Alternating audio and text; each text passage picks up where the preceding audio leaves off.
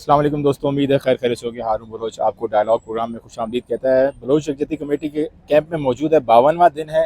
آج امپورٹنٹ ایک ڈیولپمنٹ یہ ہوئی ہے کہ قومی اسمبلی میں جو interior minister, state interior minister ہیں طلال چودھری صاحب، انہوں نے ایک بیان دیا ہے کہ وہ کچھ تقریریں وہاں پہ پہلے ہو رہی تھی بلوچستان کے حالات کے حوالے سے، تو اس کے رد عمل میں انہوں نے کچھ تذکرہ بھی کیا ہے کہ جو بلوچ مائیں بہنیں یہاں پر اسلام آباد میں 52 دن سے موجود ہیں، اس حوالے سے حکومت کا کیا موقف ہے۔ تو اس پہ انہوں نے یہ کہا ہے کہ وہ اور حکومت ان کے ساتھ مذاکرات بیک ڈور میں یا فرنٹ ڈور میں تو ہمیں نظر نہیں آیا، لیکن بیک ڈور پہ شاید وہ کہہ رہے تھے، تو مذاکرات کا انہوں نے ایک ذکر کیا ہے۔ تو اس حوالے سے انہوں نے کچھ ذکر آمنہ مسعود جنجور کا بھی کیا ہے، وہ بھی ہمارے ساتھ آج موجود ہے، اور نادیہ جو ماہرنگ بلوچ کی بہن ہے وہ بھی ہمارے ساتھ موجود ہے۔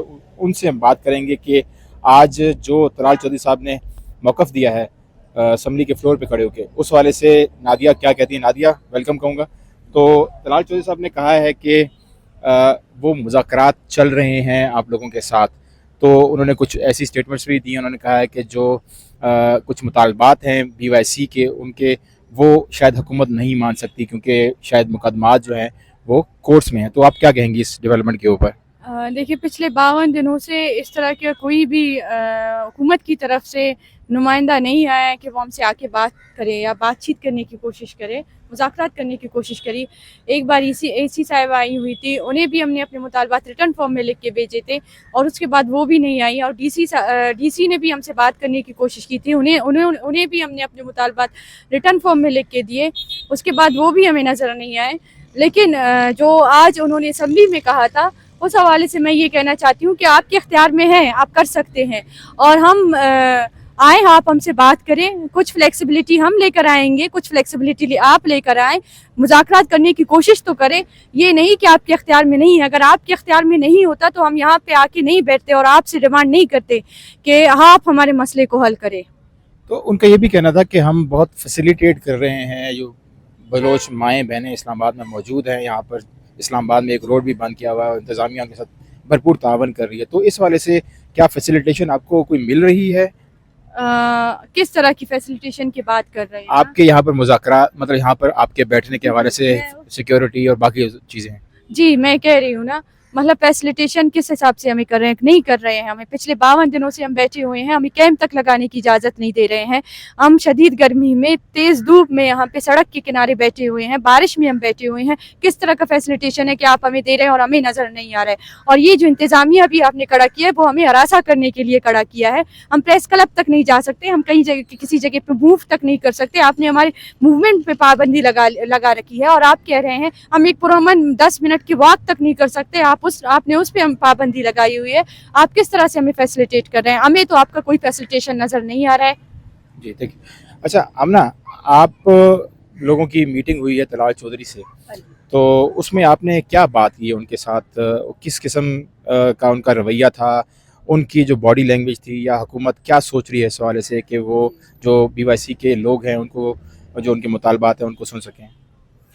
بالکل، ہم نے ایز اے ہول بات کی ایشو کے بارے میں، اور ظاہر ہے کہ ابھی ایک کمیشن آف انکوائری کا ایک فریش نوٹیفیکیشن بھی آیا ہے، جس میں کہ کمیشن آف انکوائری کے جو ٹی او آرز ہیں وہ چینج کیے، اور اس میں ہمارے کافی زیادہ تحفظات ہیں۔ پھر ہم نے بلوچ کیمپ کا ذکر کیا کہ بھئی 50 دن سے زیادہ ہو گئے ہیں، تو آپ گورنمنٹ اس کے بارے میں کیا سوچ رہی ہے؟ اور ہم اس میں مطلب آپ انہیں میں انہی کی طرف سے سمجھ لیں کہ ظاہر ہے کہ میں اور وہ لوگ جو ہماری اسٹرگل ایک ہی ہے، ہم نے بھی سڑکوں پہ 20 سال گزارے، اور وہ لوگ بھی اسی طرح سے اپنے پیاروں کی تلاش میں یہاں تک آئے ہیں۔ تو اس میں انہوں نے یہ کہا کہ دیکھیں، بحیثیت انسان، اور ہمارا بھی بہت زیادہ دل دکھتا ہے، اور اپنی بہنوں کو، ماؤں کو، بچوں کو دیکھ کے، اور میں بہت کچھ کرنا چاہتا ہوں، مگر یہ کہ میری ایسی پوزیشن ہے کہ میری اس عہدے کی بھی کچھ ڈیمانڈز ہیں جو کہ مجھے پوری کرنی ہوتی ہیں۔ تو اس میں یہ کہ اگر یہ ان کی طرف سے ایسی ڈیمانڈز آئیں گی جو کہ ہمارے لیے ہم اس پہ عمل کرنا ہمارے لیے پاسبل ہوگا، تو ہم ضرور کریں گے۔ آمنہ، آپ کو نہیں لگتا کہ یہ جو جواب انہوں نے دیا ہے اس سے حکومت کی ان ایفیشنسی شو ہوتی ہے؟ اصل میں انہوں نے یہ اپنی ایک گورنمنٹ کے لیول پر بات کی ہے، تو گورنمنٹ جو کر سکے گی، یعنی کہ ظاہر ہے کہ دیکھیں عدالتیں ان کے اختیار میں نہیں ہیں، مگر یہ کہ پولیس تو ان کے اختیار میں ہے۔ CTD तो उनके इख्तियार में है. लेकिन जो केसेस वो बना रहे हैं महारंग या दीगर लीडरों के ऊपर, वो तो हुकूमत बना रही है. हुकूमत, सूबाई हुकूमत की बात कर लें या आप वफाकी हुकूमत की बात कर लें, तो वो तो हुकूमत बना रही है. इसका मतलब है कि हुकूमत जो है वो नहीं चाह रही कि ये लोग बाहर आएँ. तो वो अपने इन इरादों में सिंसियर नज़र आते हैं जिस तरह की वो बयानबाजी कर रहे हैं. मुझे तो लगता है कि सिंसियर हैं, और ये कि उससे साबित भी हो जाएगा अभी जब आगे मारंग की हेयरिंग भी आ रही है मंडे को, तो अगर उनकी सिंसेरिटी हुई तो उससे साबित भी हो जाएगा. और जो डिमांड्स अभी हमारी, क्योंकि अभी मीटिंग चल रही है, तो और जो भी कुछ है वो हम डिस्क्लोज नहीं करना चाहेंगे जब तक कि वो चीज़ें कॉन्क्रीट ना हो जाए. तो ये कि हम मिनिस्टर साहब के सामने रखेंगे मुतालबात, और वो बिल्कुल जेन्युइन मुतालबात हैं, वो बिल्कुल जस्टिफाइड हैं, लॉजिकल हैं. तो मुझे उम्मीद है कि उसमें हुकूमत को कोई वो नहीं होना चाहिए, कोई एतराज़ नहीं होना चाहिए उनको कबूल करने में. सही. आमना कह रही हैं कि उनको सिंसियरिटी नज़र आ रही है हुकूमत की तरफ से, लेकिन आप लोग 52 दिन से यहाँ बैठे हुए हैं, तो आपसे भी मैं यही सवाल पूछना चाहूँगा कि हुकूमत की सिंसियरिटी आपको नज़र आ रही है कि वो आगे इस मसले को हल करने के लिए आपके साथ मुज़ाकरात करेंगे? उन्होंने कोशिश तो की है, ये भी बहुत बड़ी बात है, और हमें खुशी है कि 52 दिन बाद अगर उन्हें ये एहसास हुआ है कि हम पिछले 52 दिनों से यहाँ पे इस गर्मी में, इस बारिश में बैठे हुए हैं, और वो अगर हमारा मसला हल करना चाहते हैं तो हम और कुछ नहीं चाहते हैं. और हम सिंसियरिटी उस दिन हमें पता चलेगा कि जिस दिन हियरिंग होगी, उस हियरिंग में वाकई में अगर वो मसला हल करना चाहते हैं तो वो उस हियरिंग के दिन जो है ना पता चलेगा कि कितना जो है ना हुकूमत इस मसले को संजीदा ले रहा है. और इस मसले इसके हवाले से हमें बतौर फैमिली, हम लोग यहाँ पे बैठे हुए हैं, औरतें बच्चे हमारे साथ बैठे हुए हैं, उनको कितना संजीदा ले रहे हैं, तो वो उस दिन ही पता चलेगा. और जो हमारे मुज़ाकरात हैं हम रिटन फॉर्म में लिख के हमने दे दिए हैं, हमें पता चलेगा कि किस तरह होगा. ठीक है, थैंक यू, बहुत बहुत शुक्रिया आप दोनों का.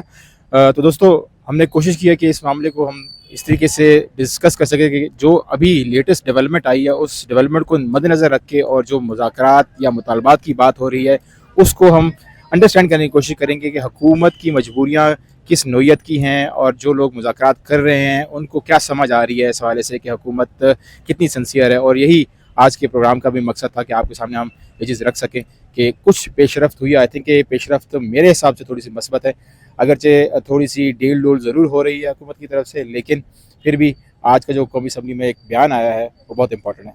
मेरी तरफ से इतना ही, मुझे दीजिए इजाज़त. अल्लाह ने के बाद.